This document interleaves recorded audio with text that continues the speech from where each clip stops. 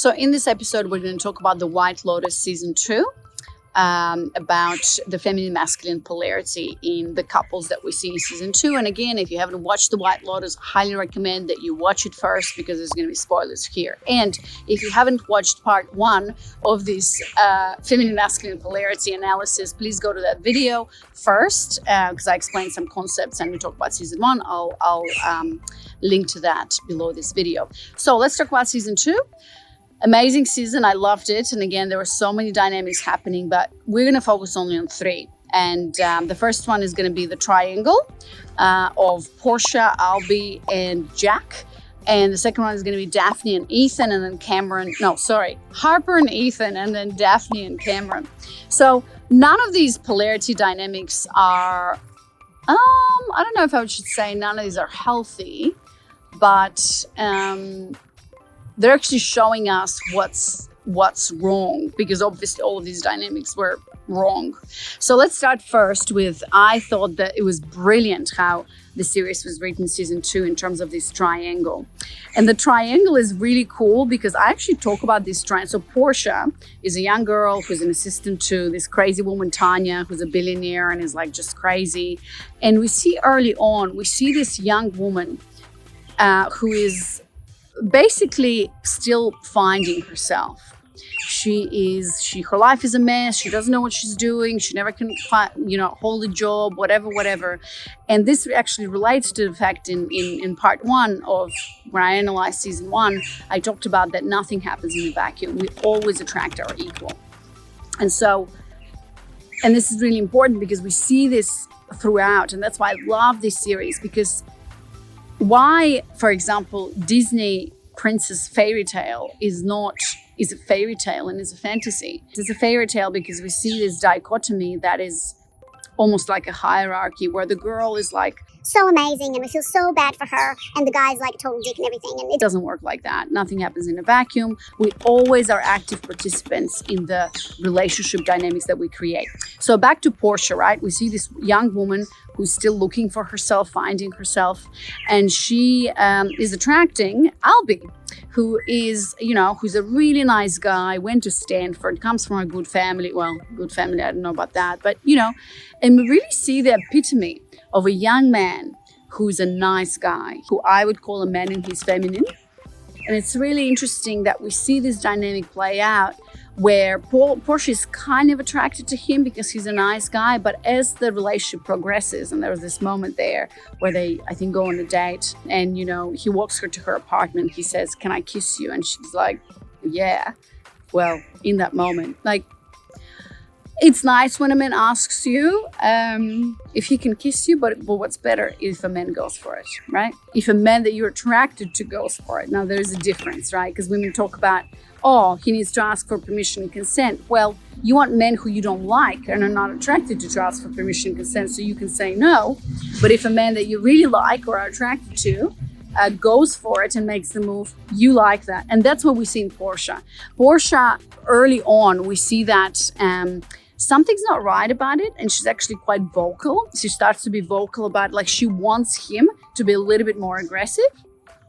And in that moment, she sees this guy, Jack, who's first in the pool, but then she meets him at a party. And we see that Jack is the complete opposite of Albie. He's kind of like that bad boy, like the asshole type, who is in his masculine. And that's why she's really attracted to him. And I noticed my emotions that were happening in my body when I was watching that. As soon as Jack showed up, I lit up and I was smiling. And I was seeing this polarity dynamic at play, which is so attractive and so interesting to watch because it just hooks you and grabs you. And then triangle begins. She ends up sleeping with him, having a lot of fun with him, laughing. Like, you really enjoy this dynamic in the beginning, and you can start sensing that something's not right. And then towards the end of it, we realize why it's not right. And then, he was a total asshole, played her, and she was just a thing. Blah, blah, whatever. But really interestingly, when Jack and Portia start to kiss and whatever, there was this moment where they were at the bar. And it's so funny that Albie starts to basically hang out with a prostitute, with Lucia. And in that dynamic, Albie starts to kind of get in his masculine because he realizes that that's what Lucia wants, and she brings this up in him, and he's also trying to like make Portia jealous. Anyways, blah blah whatever. And then in the end, of course, no wonder Lucia plays him, and then Jack plays Portia. And at the end, the final scene of the series is. God, my right hand is need to do more weights. In the end, Portia and Albie meet at the airport and exchange numbers because something could be there. Which something could be there, we don't know. I mean, I don't know if it seemed like Albie learned his lesson, not sure. It seemed like Portia learned his lesson, not sure, but we'll see. Now, let's talk about the other two couples, which was a really interesting dynamic to see these two couples together, which is Harper and Ethan and Daphne and Cameron. Obviously, so many issues in both couples, right? And let's talk about Daphne and Ethan. I had to think about this one for a little bit, and I had to think about what is the polarity there. And I can tell you that how you know that the polarity isn't right or reversed or whatever in a relationship is when people are not attracted to each other. So notice that Ethan and Harper, not attracted to each other. I mean, maybe Harper is, but not really, trying, kind of, they've been married for a while, it looks like. And there's the theme right from the beginning that you don't have sex with me, you jerk off, stuff like that. So when there's no attraction in the couple, we know that the polarity isn't right. There's no attraction in two cases. Number one is when the polarity is depolarized, which means that it's a 50-50 dynamic, where the man is in his masculine half of the time is in the feminine. It's where the friend zone is. It's where you basically are like siblings. You're just living together. You're friends as a couple. There's nothing wrong with that. It works for a lot of people, and that's okay. But there's no physical sexual chemistry or attraction there. It's basically a 50-50 game. The other example or case is when a woman who is a feminine essence woman is in her masculine, which, by the way, most women are feminine essence women, most men are masculine essence women, when they play the reverse role. So a feminine essence woman is in her masculine, a masculine essence guy is in his feminine. I believe that this is Nicole and Mark, and that I talked about in season 1. So again, go to that video where I explain how that is. And they were also not attracted to each other. He tried to have sex with her. She didn't want. She's like, go away. No. And then as soon as he stepped up and was in his masculine, punched the guy, she's like, oh my God, you're attractive. They had sex. So with Ethan and Harper, you should pause this video and think about it. What is that dynamic there? Why they're not attracted to each other? I can tell you that this is, it's the 50-50 depolarized relationship. Well, at least how I see it. And we can see that because no one is leading the relationship forward. It's one of those, God, I really don't want to, how shall I put this so I don't get hammered by everyone who follows therapists and psychotherapists and stuff like that. Look, I truly believe in therapy. I've been in therapy myself. And when I see, like, for example, relationship therapists who work with couples, I really think that there's a lot of value in learning about attachment styles and communication and how to work things together as people and stuff like that. But what I feel that is missing in the talk therapy is polarity. And we see this in a lot of couples. Like, you can have the most amazing communication. And this is what we see in Harper and Ethan. They're trying to communicate. They're trying to be honest with each other. And this honesty and truth is kind of a theme in them. They're like, you don't lie to me. Talk to me. I know this is not true. Talk to me. Be honest, be honest, be honest. You can have amazing communication and be best friends. That's why I don't advocate for being best friends with your man, because you're going to kill polarity like that. You don't want to be best friends with a man. Your best friend is your girlfriend.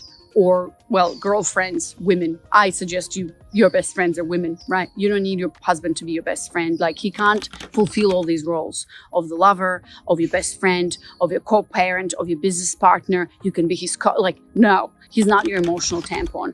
A man is a man, and he plays the role of a husband. My man is my lover. I don't consider him my best friend. He doesn't play that role for me. And that's why polarity exists, and I'm still attracted to my husband 5 years down the line. So Ethan and Harper, I think, really represent this modern couple that is really honest with each other, that talks about everything, that really tries to figure it out. And this is really admirable, but depolarized. Depolarized because they do not play the feminine and masculine dynamic. They do not choose to play in their dynamic. Harper, too much in her head, too much in her masculine. Sometimes she's in her feminine, where we see that we don't know whether she's attracted to Cameron or not, but by the fact that, she went upstairs into the room with Cameron, maybe to do revenge or whatever, we are all attracted to Cameron as a man being in that masculine space. Of course, he's an asshole. Of course, he cheats on his wife. Of course, he's emotionally unavailable. Of course, it's unhealthy masculinity, but we can't help ourselves but be attracted to a masculine man, period. Now, we don't want to be in a relationship or marriage with this guy, absolutely. But the fact that she goes with the guy to, I don't know, revenge or whatever, tells me that she's a woman, she's a feminine essence woman like most women are. And so we also see, but she's in her head, she's in her masculine. She doesn't necessarily lead the relationship forward. I mean, you could also look at this relationship as Harper being in her masculine and Ethan being in his feminine. Somehow I see them more as this 50-50 depolarized relationship. So there's only three kind of polarity statuses in a relationship. One, when a feminine essence woman is in her masculine, the man is in his feminine, or it's reverse. So this is where, so we see Nicole and Mark from season 1 in that. The other one is depolarized, where it's 50-50. I believe that's Harper and Ethan. And then the proper polarity dynamic is when a feminine essence woman is in her feminine, when a masculine essence man is in his masculine. We actually see this in Cameron and Daphne, which is really interesting. However, their relationship is unhealthy. So you always look at polarity. Is this the right polarity in the relationship? For Cameron and Daphne, it is. He is in his masculine, he's holding space. We can see this right from the beginning, that she's laughing, she's easy, she's in her body, she's sitting there. We see the chemistry between them. I notice that attraction exists. Now, whether they're faking it or not, I didn't necessarily see that, because we see them in the bedroom alone. Maybe he's faking it, I'm not sure, but we don't know. But what we see, that what goes on behind the scenes is that they are attracted to each other. Or maybe they're playing these roles really well. But we see that he's in his masculine, she's in her feminine, because she's playful, she's here now, and la la la, I don't know what. And he's really the guy who holds it together for them. And he is in his masculine. However, again, let's talk about Cameron and Daphne. Their relationship is unhealthy, completely unhealthy, right? There's lies, there's manipulation, there's cheating, so on and so forth. Basically, that's it. If you have any questions about it, let me know. I think I've said everything. Obviously, there's a few... I could talk about it forever, but basically that's it. This is how polarity played out. And I really liked it. I really liked watching it in play. It just shows how humans are flawed, and it was also hilarious. And the music there and the symbols, and it was just amazing. Highly recommend you watch it. Let me know what you think about this video, and if you want to know more about how to create polarity in a relationship, click on this video next, because in this video, this is one of my one of the most popular videos of mine is how to create a polarity in a relationship. So go here and watch it now. I'll see you there.